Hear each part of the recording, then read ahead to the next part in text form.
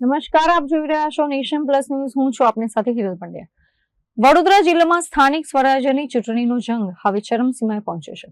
વડોદરા તાલુકાની સોખડા જિલ્લા પંચાયત બેઠક પર ભાજપના ઉમેદવાર હેમા રાઠોડે સાંકરદા ગામે લોકસંપર્ક અને જાહેર સભાના આયોજન સાથે સાંસદ અને ધારાસભ્યની ઉપસ્થિતિમાં શક્તિ પ્રદર્શન કર્યું હતું. સોખડા જિલ્લા પંચાયત બેઠક પરથી ભાજપના ઉમેદવાર હેમા કિરણભાઈ રાઠોડ સતત મતદારોના દ્વારે પહોંચી રહ્યા છે. આજે તેમણે સાંકરદા ગામે ભવ્ય લોકસંપર્ક કર્યો હતો, જેમાં મોટી સંખ્યામાં ગ્રામજનો અને કાર્યકરો ઉમટી પડ્યા હતા. હેમા રાઠોડ પોતાની જીત સાથે સાથી તાલુકા પંચાયતના ઉમેદવારોને પણ વિજયી બનાવવા માટે મતદારોને અપીલ કરી હતી. આ સભામાં વડોદરાના સાંસદ ડોક્ટર હેમાંગ જોશી અને સાવલીના ધારાસભ્ય કેતન ઇનામદાર પણ ખાસ ઉપસ્થિત રહ્યા હતા. બંને નેતાઓએ ભાજપ સરકારના વિકાસ કાર્યો ગણાવી હેમાબેન રાઠોડને જંગી બહુમતીથી જીતાડવા માટે આહવાન કર્યું હતું. સાંસદ અને ધારાસભ્યની હાજરીથી કાર્યકરોમાં નવો જોશ જોવા મળ્યો હતો.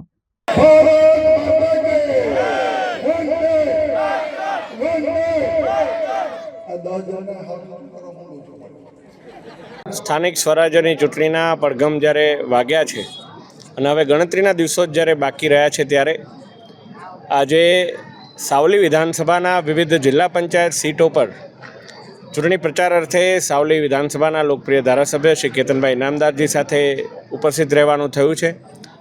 જે પ્રકારે લોકોની અંદર ભારતીય જનતા પાર્ટી માટેનો વિજય વિશ્વાસ છે અને જે પ્રકારે લોકો દ્વારા આદરણીય ધારાસભ્યશ્રી અને ધારાસભ્યશ્રીના માધ્યમથી રાજ્ય સરકાર અને કેન્દ્ર સરકાર દ્વારા પણ કરવામાં આવેલા જે કામો ઉપર લોકો જે આશીર્વાદ વરસાવી રહ્યા છે, જોતા લાગે છે કે વાંકાનેર જિલ્લા પંચાયત હોય કે સોખડા હોય કે તમામ તાલુકા પંચાયત સીટો હોય, તમામ સીટોની અંદર પ્રચંડ બહુમતીથી ભારતીય જનતા પાર્ટીના અમારા તમામ ઉમેદવારો જીતવાના છે.